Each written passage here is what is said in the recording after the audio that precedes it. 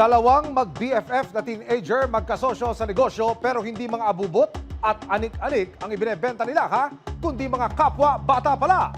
Ang siste, magyayayang magmeryenda ang dalawa.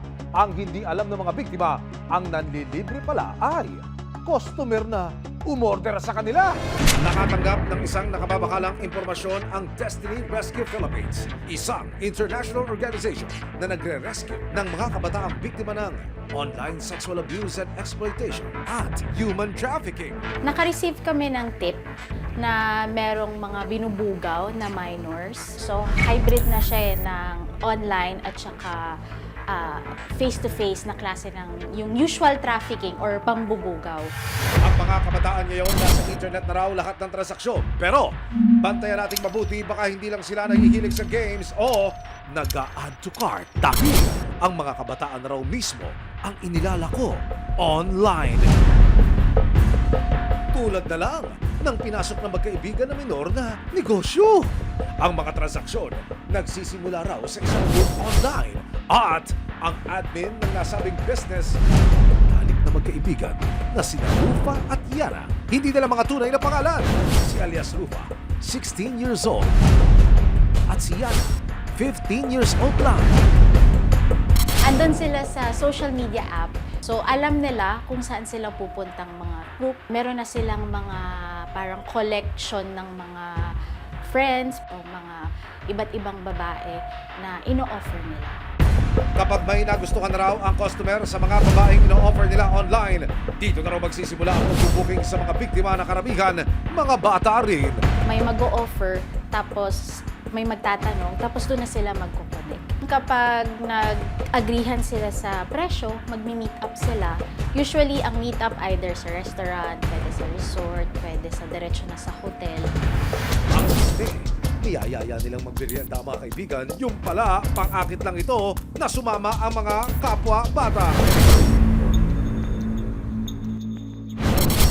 Sa tulong po ng isang non-government organization, tinakpo ng mga otoridad ang resibo para ho madokumento natin mula simula hanggang sa pagtatapos kung paano mareresolba yung isa lamang ho sa sangkatutak na kaso ng online sexual abuse and exploitation of children. September 16, 2025, nagkasana ng Joint Rescue Operation ng Northern Police District kasama ang Destiny Rescue Philippines, Caloocan City Social Welfare Development Office at Resibo. Na-set up po natin yung ating yung ating operation na mangyayari sa isang restaurant po. Ang naging usapan, may mga minors din po kasi. It turns out nga ho na magkakaroon ng transaction and nagkaroon tayo ng entrapment operation.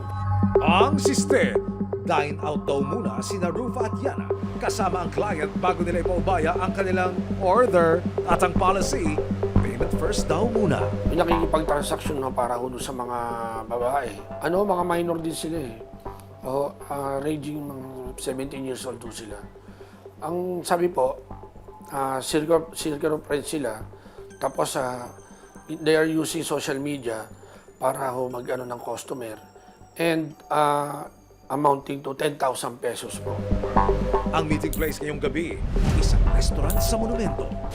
Walang kamalay-malay sina Rufa at Yana na ang manlilibre sa kanila ng kapunan ngayong gabi. Asset na pala ng mga otoridad. Ikutan pa natin isa pa. Isa pa. Ilang sandali pa, dumating na rin ang grupo ni na Rufa at Yana.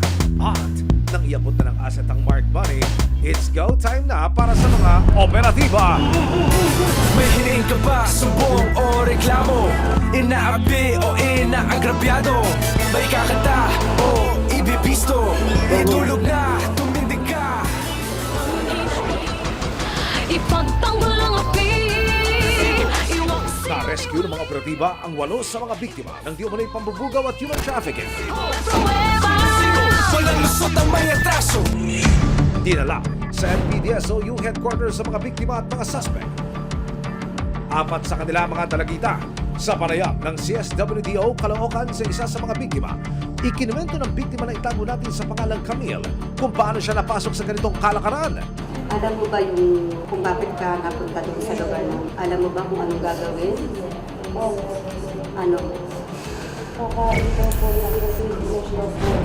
Tapos after na mag-treat kayo, uuwi na kayo, bibigyan daw kayo ng pera. Pero hindi niya sinabi kung ano talaga yung nangyari. Ito naman po namin yung wala na po kasi yung 1 hour day. Kakain na lang po kami. Paano nag-uwi na nakasama ka din sa ganun ano? Ano po, sa kaibigan ko na kaibigan ko. Sabi sa akin, gano'n lang. Kwento pa ni Camille, nagtiwala siya sa kanyang kaibigan. Ang hindi niya alam, ibinebenta na raw pala siya nito sa iba't ibang kliyente. Kilala mo sila? Hindi po, first time po ako. Ngayon mo lang sila nakita or ano, pinakilala na noon? Ngayon lang po. So naniwala ka lang din sa sinabi na kakain lang kayo. Ano po, kasi marami naman po kami. Narescue tayo yung 8 kung saan 4 dito yung minoridad, nag-range sa 16, 17. Yung 4 naman ay legal age na. Ang magkaibigan na sina Rufa at Yana nasilo para sa kasong paglabag sa Republic Act 11862 o ang Anti-Trafficking in Persons Act. Walang lusot sa investigasyon ng mga operatiba ang atraso ng mga Children in Conflict with the Law o CICL.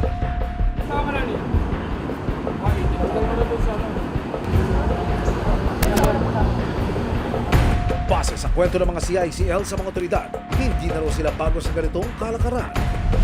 They're friends. Magkaibigan po sila. Itong dalawang suspect natin, sila yung medyo knowledgeable pertaining mo doon sa scheme na ginagawa nila. September 17, 2025, na i-turn over na sa kustodiya ng CSWDO Caloocan City ang dalawang Children in Conflict with the Law o CICLs.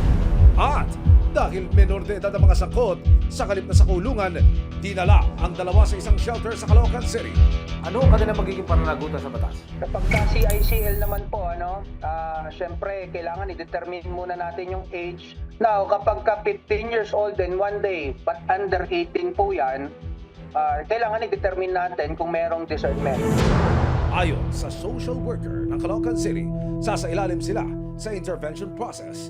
Mayroon tayong 2 rescued sa ACL na presently po ay nasa pangangalaga ng Bahay Pag-asa ng Caloocan City. Continuous po na nag-undergo po ng center-based intervention program na ito po ay talagang isinasagawa at ibinibigay na programa para sa ating mga sa ACL. Sa parehong araw na i-turn over na rin sa isang shelter sa Mandaluyong City ang 8 biktima, kabilang ng 4 na menor de edad. Tututukan ng mga social worker ang kanilang paghilom sa loob ng pasilidad. Maraming salamat sa panonood, mga kapuso. Para masundan ang mga reklamong nasolusyonan ng resibo, mag-subscribe lamang sa GMA Public Affairs YouTube channel